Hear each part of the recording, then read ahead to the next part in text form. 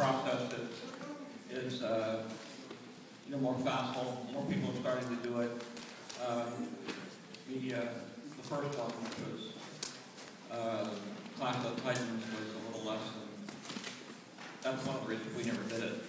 But now we've got a new place. It's, a place that we've been pushing along for a long time, and they, with a huge amount of help, did Alice in Wonderland, and so we're having them do ours.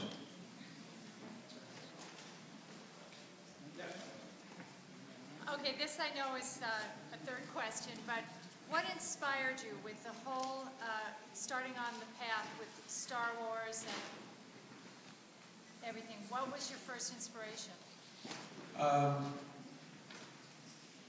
I was curious that did the psychological motifs that existed 2,000 or 3,000 years ago still hold true today? And so I took those psychological motifs and I turned them into a movie. And that's what Star Wars came from. Now we got it, number 7, right in the back. Who had this? You. Yeah, you in the yellow. Stand up. No, not you. There you go. Sit down. Yeah. Which one?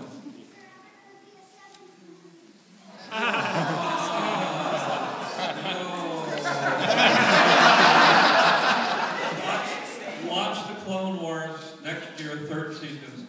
Way better than the 2nd season.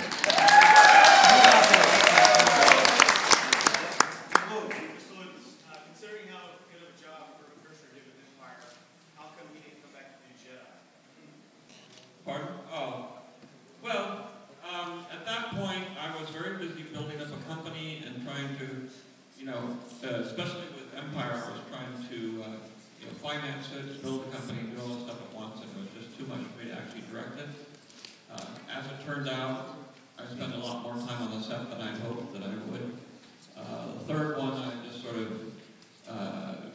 just stood there the whole time and went along with the guy and helped everybody do it.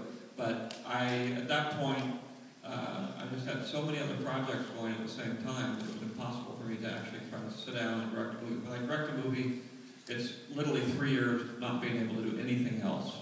Well, why didn't you bring Kirshner back to Jedi? You want to know the truth? The truth is, the Directors Guild fined me $250,000 for hiring him in the first place because he was an American director working for a British company. And they then fined him $25,000. So I paid all the fines, paid him, and then quit the guild and said a lot of things I won't say. And then Richard was a British director and wasn't part of the Directors Guild, so I could hire him. 4th row. How are things coming with the live-action TV show? The live-action TV show is kind of on hold because we have scripts, but we don't know how to do them. Because they literally are Star Wars, only we're going to have to try to do them for a 10th the cost. And it's a huge challenge, a lot bigger than we thought it was going to be. Is that pushing back your original launch date? Well, we're doing another little animated TV show besides Clone Wars, which is Goofy, done by the people who do Robot Chicken. Young And man. I think it'll be very funny. Got it, right here. This is like such a huge honor, but what do you plan on doing next? I'm working on a film called Red Tails, about African-American firefighters during World War II. It's basically a combination of American graffiti, since they were all young kids, and the trench run from Star Wars with an all-black cast. Oscar. Yeah, you got it. The biblical symbols that are in all the movies, are they actually true for some of your beliefs there? Well, there is a lot of symbolism in the movie. Most of the mythological part was psychological, but it was also taken from mythology all over the world. So I took the things that were common to every single culture and every country, and I narrowed everything down to that. So a lot of the more spiritual aspects of it exist in all religions. Back row in the tie, and then Jim next to Jim Warren. Not to get off topic, but will we get another Indiana Jones movie, please?